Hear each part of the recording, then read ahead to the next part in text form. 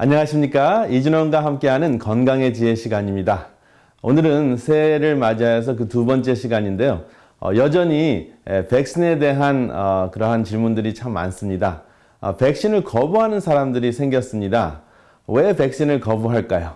어떤 분들은 돈도 많이 줄 테니까, 돈을 많이 줄 테니까 먼저 맞을 수 있냐고 하는 분들이 있고, 어떤 분들은 미리 맞아야 된다고 해도 맞지 않겠다고 하는 분들이 있습니다.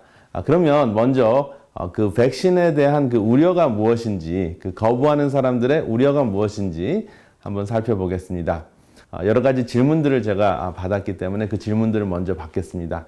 비교적 안전합니다. 백신은 효과적입니다. 그리고 세 번째, 백신에 바이오칩이 없습니다. 그 백신에 그 내노 테크놀로지를 집어넣어서 우리를 추적하는 그 바이오칩이 있는 것은 아닙니다. 앞으로 어쩌면은 그 바이오칩을 통해서 우리의 모든 건강 관리를 할 수 있는 그런 기술이 곧 다가온다는 것은 우리가 알고 있습니다. 그렇지만 우리 그 본인들의 그 허락이 없이 그 바이오칩을 집어넣는 그러한 그 음모론에 빠지지 않으셨으면 참 좋겠습니다. 그러면 왜 백신을 거부할까요? 한 5월, 6월 그리고 10월, 11월까지 여론조사에 참여한 사람들은 그 대부분이 한 70%가 백신을 맞겠다. 또 시간이 지나면서 또 백신에 대한 우려가 생기면 조금 줄어들었다가 다시 60% 정도는 백신을 맞겠다고 이야기를 하고 난 다음에 12월 달에 백신이 나왔습니다. 그런데 지금 이제 1월 달이 되니까 백신을 맞겠다고 하는 사람들이 한 50% 정도밖에 되지 않습니다. 그래서 지역에 따라서 50%가 되는 곳이 있고 또 50%가 안 되는 곳이 있습니다. 왜 그런지 이것을 한번 살펴봤더니 다양합니다. 이유가. 제가 있는 그 로마린다 그 의대가 있는 그 로마린다 대학병원에서는 한 40%가 아직 백신 수락을 서명하지 않았습니다. 물론 연휴 때문에 서명하지 않은 그러한 상황도 있겠지만은 백신을 좀 더 지켜보고자 하는 사람들이 참 많은 것 같습니다. 그리고 가장 지금 백신을 맞아야 되는 사람들이 최전방에 있는 분들이거든요. 그 중에 이제 대표적인 분들이 그 코로나 바이러스를 치료하는 분들, 그런 분들 중에서도 또 맞지 않겠다고 하는 분들도 계시고, 또 병원이 아니라도 가장 그 코로나 바이러스에 취약한 분들이 이 동네는, 특별히 이 지역에는 양로원인데 양로원 근무자 60%가 지금 거부하고 있는 상황입니다. 그리고 텍사스 휴스턴의 유나이티드 메모리얼 호스피털이라는 그 연합 기념병원에서는 간호사 한 절반이 거부하고 있습니다. 뉴욕의 소방관 55%가 또 거부하고 있습니다. 그리고 리버사이드 최전방 근무자들 한 50%가 또 거부하고 있고요.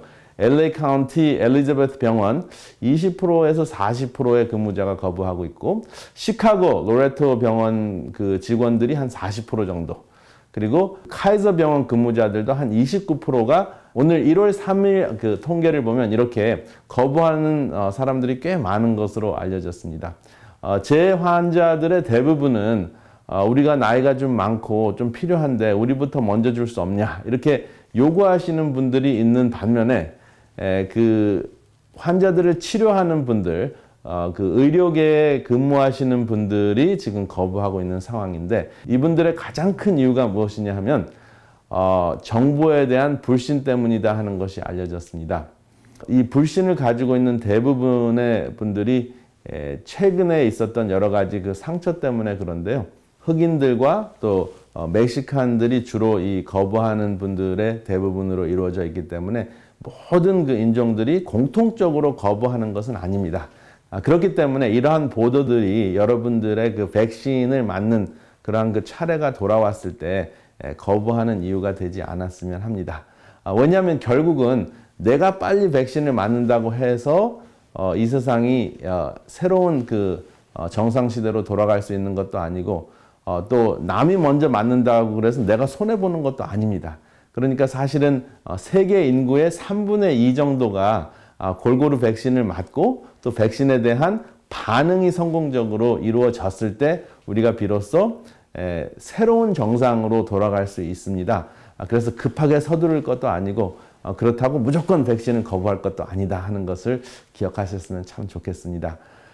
다시 한번 이 복습을 하자면 파이저하고 모더나에 나온 그 mRNA 백신은 특별히 이제 파이저 같은 경우에는 아주 낮은 온도에서 보관이 되어야 됩니다. 마이너스 70도고요. 모더나는 마이너스 한 20도 정도 일반 냉동실에서 보관을 할 수 있는 그러한 백신입니다.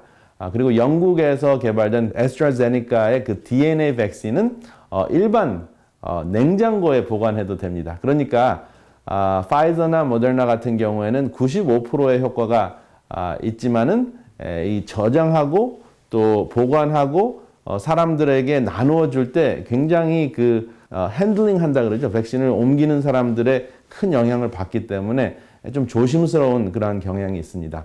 반면에 에스트라제네카와 같은 그러한 그 DNA 백신은 굉장히 안정적이기 때문에 누가 이 백신을 운반하느냐에 큰 그 영향을 받지 않습니다.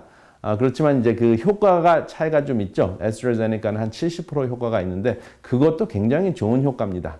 그래서 어떠한 백신이 나오더라도 우리가 큰 후유증이 없는 것으로 지금 확인이 됐고 그리고 대책이 세워진 그런 환경에서 백신을 맞으시면 문제가 없기 때문에 백신에 대해서 긍정적으로 생각하셨으면 참 좋겠습니다. 그래야지 우리가 빨리 새로운 정상으로 돌아갈 수 있습니다. 다시 한번 그 파이저 백신, RNA 백신에 대한 그 정리를 하자면 파이저 백신은 마이너스 70도에서 6개월 정도 안정적이고요. 그 다음에 냉장고에서는 5일 정도, 그리고 실내 온도에서는 2시간 정도입니다. 그렇기 때문에 백신을 주기 위해서 꺼낸 다음에는 2시간 후에 써야 되고요. 그 다음에 섞은 다음에는 한 6시간 정도 이상이 지나면은 버려야 합니다.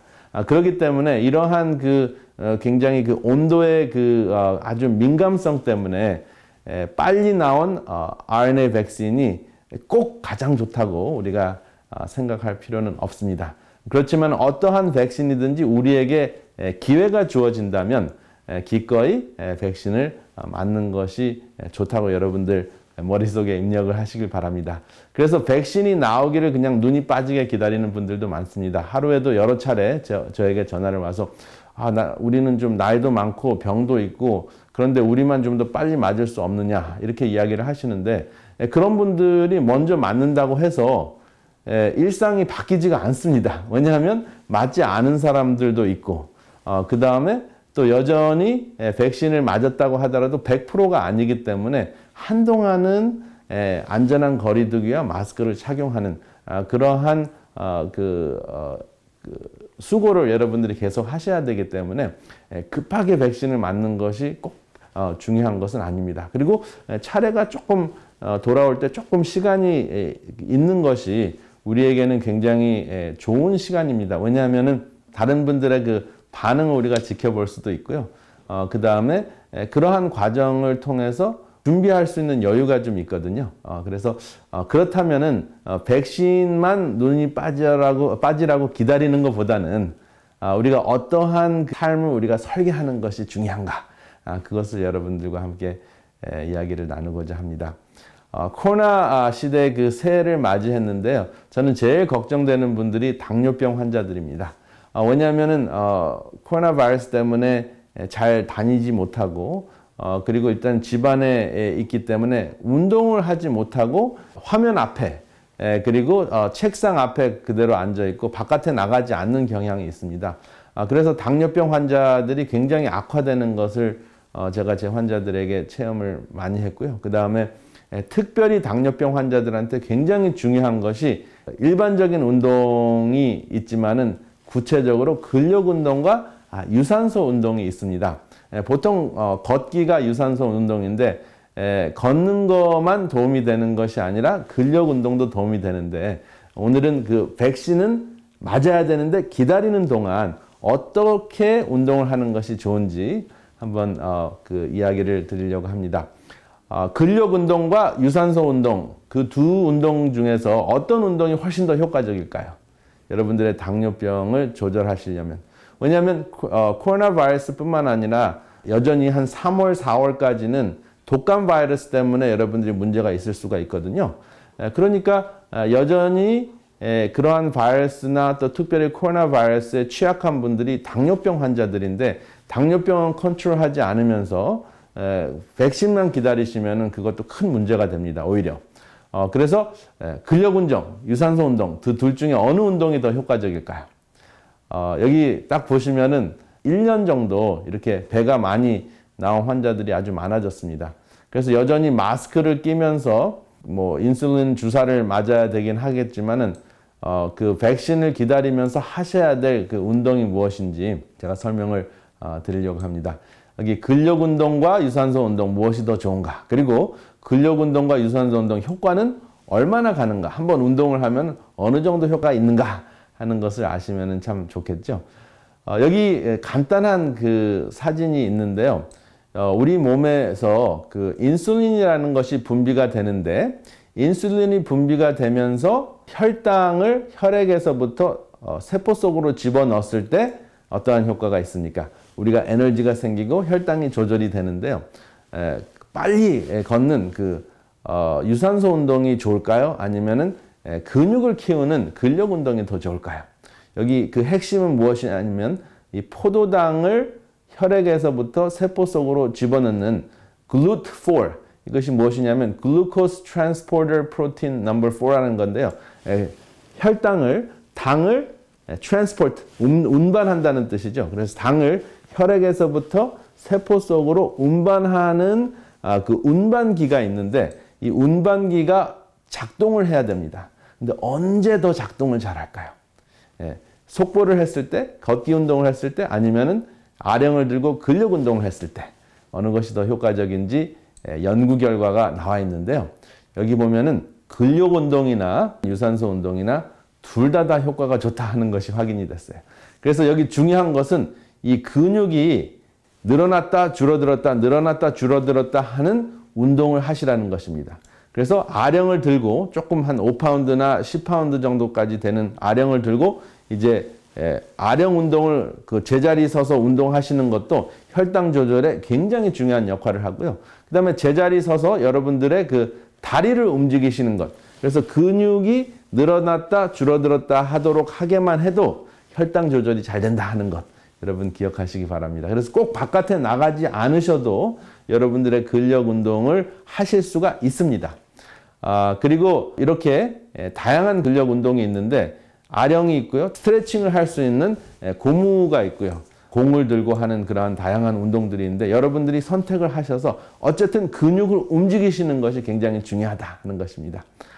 제가 오늘 드렸던 강의들을 이렇게 마무리하자면 여러분들 머릿속에 탁 집어넣어야 될 아이디어가 무엇이냐면 일단 백신은 맞아야 한다. 백신은 안전하다 하는 것입니다. 그런데 지금 우리 차례가 아직 돌아오지 않았기 때문에 지켜볼 수 있는 기회가 있다. 얼마나 다행인가 라고 생각하실 수도 있습니다. 그런데 무턱대고 가만히 있지 마시고 근력 운동과 유산소 운동을 하셔야 되는데 그렇게 하셨을 때 24시간까지 다 혈당을 감소시키는 효과가 있다 하는 것이 확인이 됐습니다. 얼마나 좋습니까? 한 30분 정도 근력 운동을 하시든지 유산소 운동을 하시면 24시간까지 몸속에서 자동으로 당뇨약을 복용한 효과가 나온다 하는 것 꼭 기억하시기 바랍니다. 그래서 백신은 맞으시고 또 근력 운동과 유산소 운동을 꼭 하시기를 바랍니다. 다음 이 시간에는 어떻게 그러면 가장 효과적으로 그 코로나 바이러스에 취약한 비만증을 극복할 수 있는지 여러분들과 함께 나누는 시간을 갖겠습니다. 감사합니다.